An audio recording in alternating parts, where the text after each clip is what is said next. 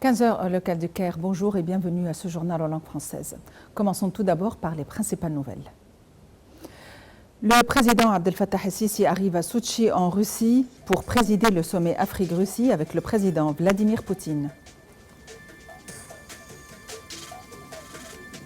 Le gouvernement libanais annonce des réformes sans calmer la colère de la rue, déterminée à ne rien lâcher.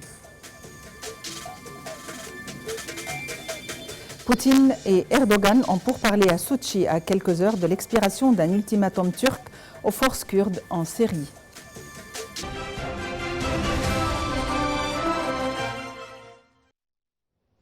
Les informations en détail. Le président Abdel Fattah el-Sisi est arrivé à Sochi en Russie pour présider le sommet Afrique-Russie avec le président Vladimir Poutine. Au cours de la visite, un tête-à-tête est prévu entre le président el-Sisi et son homologue russe pour examiner les moyens de renforcer les relations bilatérales dans les divers domaines. Le président el-Sisi aura également des entretiens avec les leaders africains participant au sommet Afrique-Russie. Le président Abdel Fattah el-Sisi co-préside avec son homologue russe le sommet Russie-Afrique organisé dans la ville russe de Sochi du 23 au 24 octobre.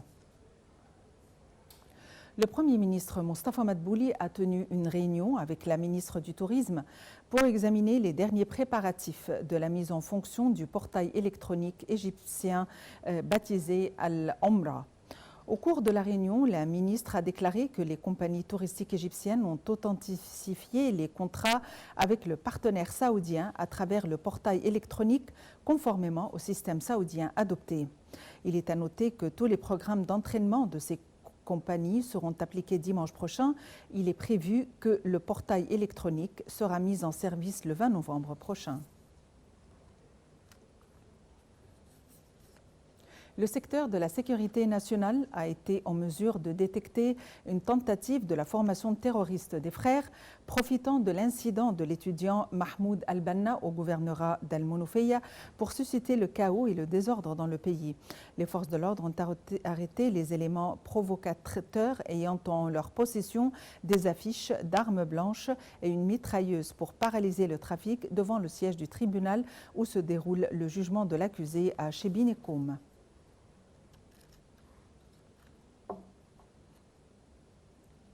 Le gouvernement britannique a décidé de lever les restrictions sur les vols aériens à destination de Sharm el-Sheikh.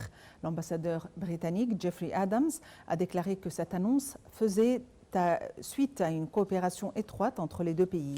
Jeffrey Adams a souligné son plein attachement à la coopération avec les compagnies aériennes souhaitant reprendre leurs vols.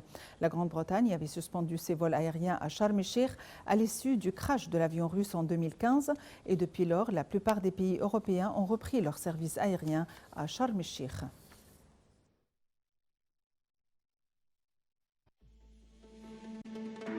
Notre chaîne vous propose un large choix de programmes politiques, économiques, culturels et sportifs.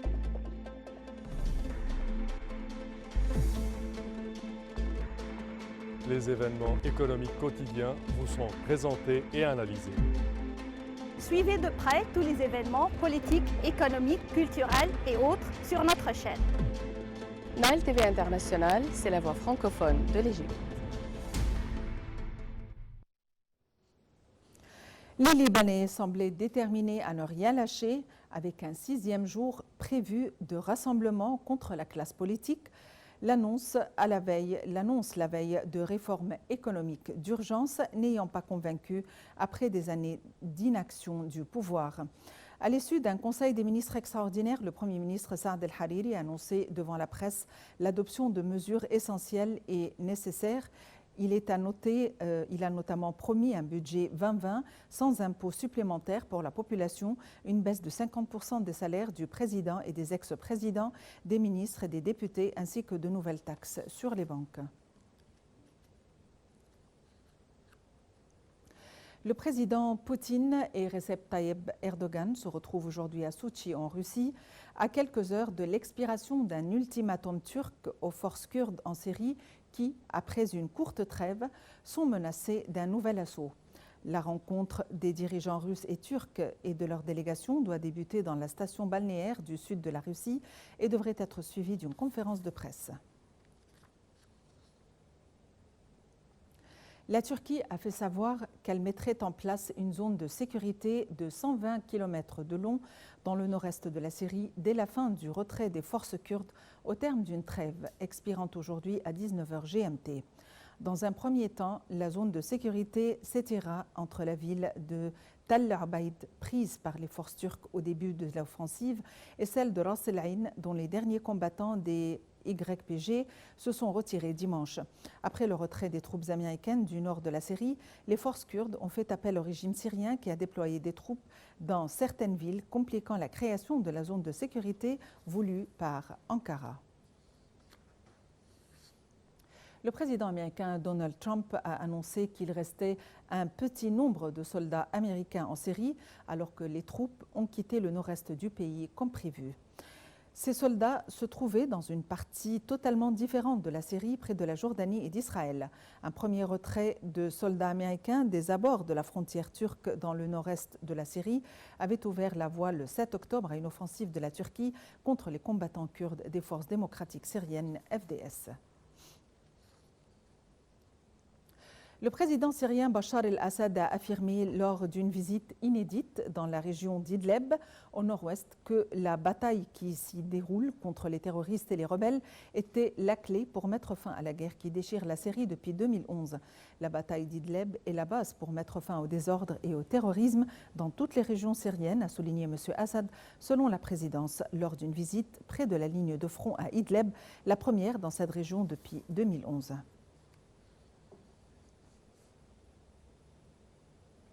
Le Premier ministre canadien Justin Trudeau a obtenu un deuxième mandat, mais son parti libéral s'est contenté d'une majorité relative au Parlement, ce qui l'obligera à compter sur l'appui d'un petit nombre de gauche pour survivre.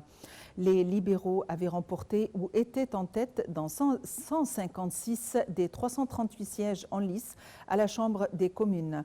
Dans l'Assemblée sortante, il disposait d'une confortable majorité absolue de 177 sièges. Sans attendre les résultats définitifs, le président américain Donald Trump, quant à lui, a salué dans un tweet la victoire de M. Trudeau et s'est dit heureux de poursuivre sa collaboration avec M. Trudeau, avec lequel il a eu des relations parfois compliquées. L'empereur Naruhito du Japon a solennellement proclamé son intronisation au cours d'une somptueuse cérémonie au palais impérial de Tokyo en présence de 2000 invités, dont les chefs d'État et dignitaires de quelques 180 pays. Naruhito, 59 ans, est devenu le 126e souverain du Japon le 1er mai dernier, au lendemain de l'abdication de son père Akihito pour des raisons de santé.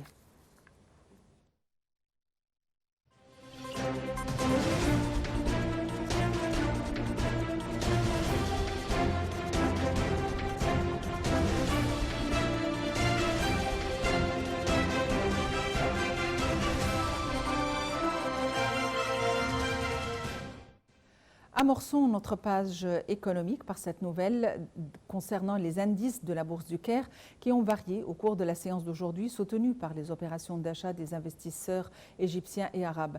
L'indice principal EJX30 a augmenté de 0,3% pour se stabiliser au niveau de 14 218 points. L'indice EJX30 CAPED a ainsi augmenté de 0,1%, tandis que les indices secondaires EJX70 et EJX100 ont pour leur part reculé de 0,1%. Le Premier ministre britannique Boris Johnson s'est vu refuser un vote du Parlement sur l'accord de Brexit décroché la semaine dernière à Bruxelles, prolongeant la confusion à 10 jours de la date prévue pour la sortie du Royaume-Uni de l'Union européenne. En vertu du principe selon lequel un même texte ne peut être débattu plusieurs fois lors d'une même session parlementaire, le président de la Chambre des communes a refusé que les députés votent sur l'accord de sortie du Royaume-Uni de l'Union européenne.